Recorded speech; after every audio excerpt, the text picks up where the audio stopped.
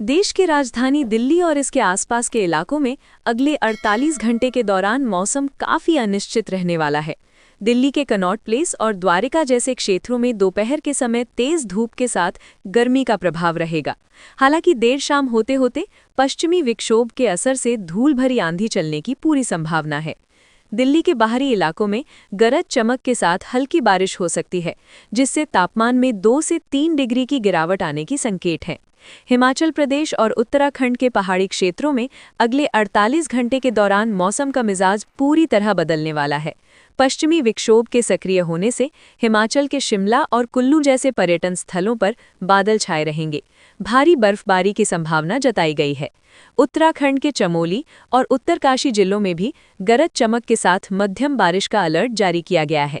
केदारनाथ और बद्रीनाथ धाम की चोटियों पर बर्फ की सफ़ेद चादर बिछने की उम्मीद है। मनाली और नैनीताल के निचले हिस्सों में हल्की बौछारें पड़ने से तापमान में भारी गिरावट आएगी। उत्तर प्रदेश के मौसम में अगले 48 घंटे के दौरान एक बड़ा उलटफेर देखने को मिलने वाला है। पश्चिमी विक्षोभ की सक्रिय होने से प्रदेश के पश्चिमी और मध्य हिस्सों में बादलों की आवाजाही तेजी से बढ़ेगी। उत्तर प्रदेश के मेरठ और सहारनपुर जैसे जिलों में धूल भरी तेज हवाएं चलने की संभावना है। लखनऊ और कानपुर में भी उमस भरी गर्मी के बाद मौसम का मिजाज अचानक बदल सकता है।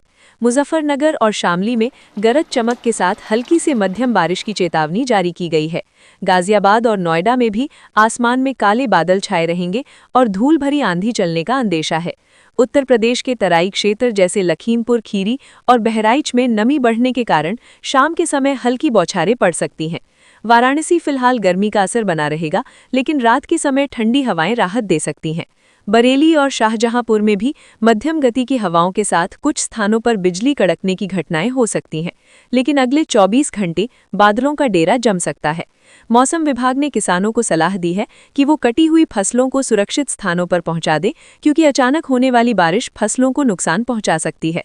राजस्थान की पश्चिमी जिलों जैसे जैसलमेर और बीकानेर में भीषण गर्मी और लू का प्रभाव दिखने लगा है।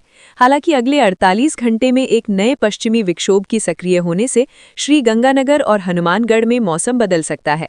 जयपुर में आसमान में बादलों की आवाजाही रहेगी और कहीं-कहीं गर्जना के साथ हल्की बूंदें गिर सकती हैं। अलवर और भरतपुर के इलाकों में भी आंधी के साथ हल्की बारिश की संभावना जताई गई है, जिससे स्थानीय लोगों को बढ़ती तपिश से राहत मिलेगी।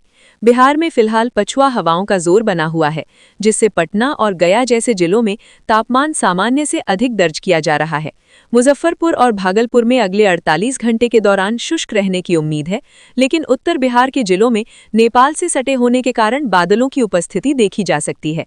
पूर्णिमा और कटिहार में हल्की बौछारें पड़ने की संभावना से इनकार नहीं किया जा सकता है। मध्य प्रदेश के मौसम में भी उतार चढ़ाव का दौर जारी है। भोपाल और इंदौर में दिन के समय तेज धूप खिली रहेगी, लेकिन ग्वालियर और चंबल संभाग में पश्चिमी विक्षोभ के प्रभाव से बादल छा सकते हैं।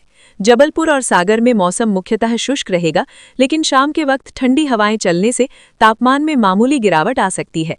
छांडुवाड़ा में बूंदाबांदी की चेतावनी दी गई है, स्थानीय स्तर पर मौसम को प्रभावित करेगी।